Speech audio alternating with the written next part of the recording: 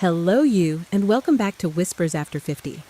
I'm Eleanor, and today I'm opening up about something deeply personal, a story of heartbreak that happened not in my 20s, but in my 70s. Sounds a bit unusual, doesn't it? At this age, you might think you're past the dramatic romantic pains, that your heart is pretty much bulletproof when it comes to new relationships. Oh, how wrong I was. After many years of living alone, navigating the losses and joys of aging, I honestly thought I'd learned all there was to know about love. I believed I was resilient enough not to be swayed or truly hurt by new romantic ventures. But life, as it always does, has a way of teaching us new lessons, and sometimes the hardest ones come when you least expect them. The story I'm about to share isn't a fairy tale with a neat ending. It's a raw, honest account of a relationship that taught me some of the toughest, yet most valuable lessons of my life. Lessons I truly wish I'd known much, much sooner, not just for dating in my 70s, but for life itself. Have you ever wondered if your heart could truly break again after a certain age?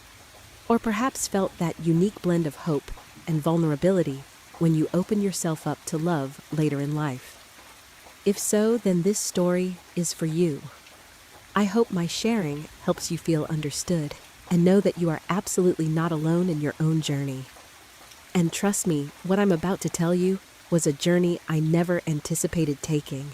It all began about 3 years ago when I decided to try something I never thought I'd do, signing up for an online dating app for seniors. My daughter was a big advocate, constantly telling me I needed to open myself up and couldn't stay in my shell forever. Initially, I just dabbled, not taking it too seriously, but then I met David. David was 75. A charming man, well-spoken, with a warm smile that put me at ease immediately. He was a retired professor, full of fascinating stories about his travels around the world. We shared similar interests, a love for reading classical music and quiet afternoons with a cup of tea. He made me feel truly listened to, genuinely valued, something I hadn't felt in years after my husband passed away. Our first few dates were truly lovely, filled with promise. We'd walk in the park, visit art galleries, and spend hours talking on the phone. He'd send me little bouquets of flowers for no reason at all, and always remembered the small details about my life. I felt a new flicker of hope ignite within me, a warmth I genuinely thought I'd never find again. You know that feeling when you just think, this is it. I finally found a true companion. But looking back, even in those early days, the signs, those subtle red flags, were there. I was just too eager for happiness to see them clearly. David seemed a bit vague about his past. He'd often shift stories about where he used to live or his relationships with his children. Whenever I'd press a bit deeper, he'd skillfully change the subject or say, "That's all in the past, what matters is our present." I told myself, perhaps he just values his privacy, or nobody's perfect. My yearning for connection, for companionship, unfortunately overshadowed those quiet, uneasy feelings inside. Then the cracks started to widen. David often made grand promises, but rarely followed through. For example, he'd say he'd take me to visit a museum in another city, only to cancel at the last minute with a vague excuse. Or he'd promise to call at a specific time, but then vanish without a word for hours. His apologies were always so sweet, so sincere, that I'd believe him, I'd hope again. I constantly tried to rationalize his behavior. He must be busy. Everyone forgets sometimes. But those small disappointments accumulated slowly and subtly, eroding my trust. I started to feel uneasy as David gradually became more controlling of our time together. He wasn't keen on me spending time with my old friends, and he'd often become jealous if I even mentioned another man from my past. He'd say he just wanted to spend all his time with me.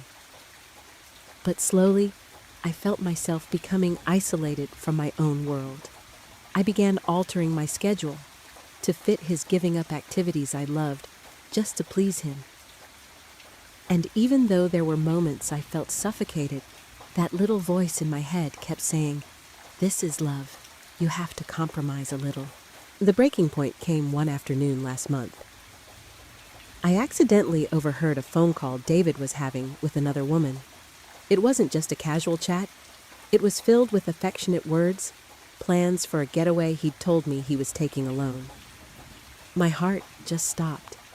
The shock of betrayal of being lied to washed over me like a tidal wave. I confronted him, and he just dismissed it as an old friend, nothing serious. But the tremor in his voice and his evasive eyes told me everything. The feeling of being deceived wasn't just the pain of loss. It was the sting of feeling foolish, of having deluded myself. I had invested so much hope into this relationship, opened my heart completely, and now it was breaking apart in such a painful way. I remember openly sobbing, not like a young girl in her 20s, but as a 72-year-old woman with a shattered heart and crumbled trust. To experience such intense heartbreak at my age felt almost embarrassing, yet incredibly real. I felt like I was back at square one, but this time with the added weight of years and a fresh scar on my soul. The days and weeks that followed were filled with an aching emptiness. I didn't want to see anyone, didn't want to do anything. I questioned everything, my judgment, my desire for companionship, even my worth. I wondered, am I too old to love? Will I ever find true happiness again? It felt like starting all over again, but this time with the added weight of years and old wounds that hadn't quite healed. This period of intense reflection, as difficult as it was, eventually led me to some profound realizations. In those darkest days, I was forced to look back at the entire relationship and ask myself, why? Why did this happen? And more importantly, what could I learn from it? Slowly through tears and sleepless nights, I began to find invaluable lessons. These are the things I truly wish I'd known much, much sooner, not just for dating in my 70s, but for life itself.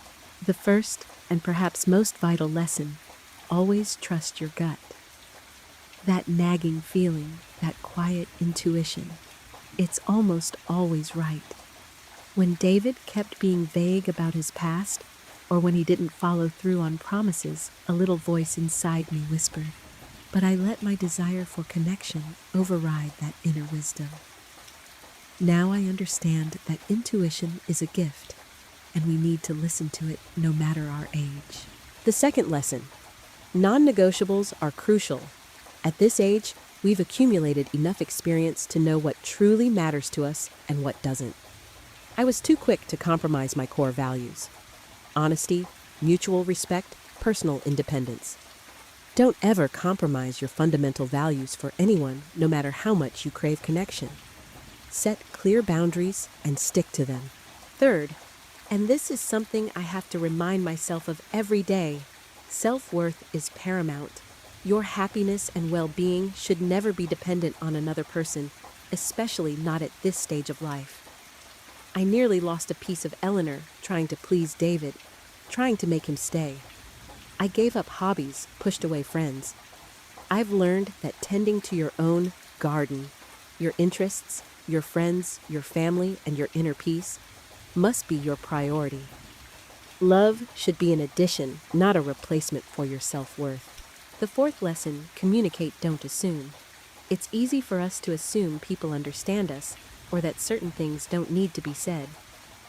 But I realized that David's dishonesty and my own reluctance to directly address my doubts created a huge chasm. Clear, honest communication is the bedrock of any healthy relationship, regardless of age. If something bothers you, ask. If there's something you need, say it. And finally, the lesson of forgiveness. For them and for yourself. Initially, I was filled with anger and bitterness, but I quickly learned that holding on to resentment only harms me. I forgave David not because he deserved it, but because I deserved peace. And I also learned to forgive myself for my mistakes, for perhaps overlooking signs, for trusting blindly. It's all part of the learning process, and every scar, tells a story of survival and growth. My path to healing wasn't linear. It had its ups and downs. Some days I felt incredibly strong, and others I'd find myself sinking into sadness. I leaned on my trusted friends and family. They listened without judgment. I also started taking a painting class, a hobby I'd neglected for too long. It was all about rediscovering joy in the small things, rediscovering my own strength, and the comfort of my own company. I've learned that true love doesn't always come in the package you expect, and sometimes the deepest love you can cultivate is the love for yourself. This journey of healing has ultimately reshaped my perspective, leading me to a place of unexpected peace. So while my heart was indeed broken in my 70s, it wasn't shattered beyond repair. It endured a significant test, and it emerged stronger, wiser, and more discerning. This experience taught me that vulnerability isn't a weakness, but a profound strength. And even in pain, there's immense growth. Life after 50, after 60, after 70, it's still full of surprises, challenges, and endless opportunities for love. In all its forms, not just romantic.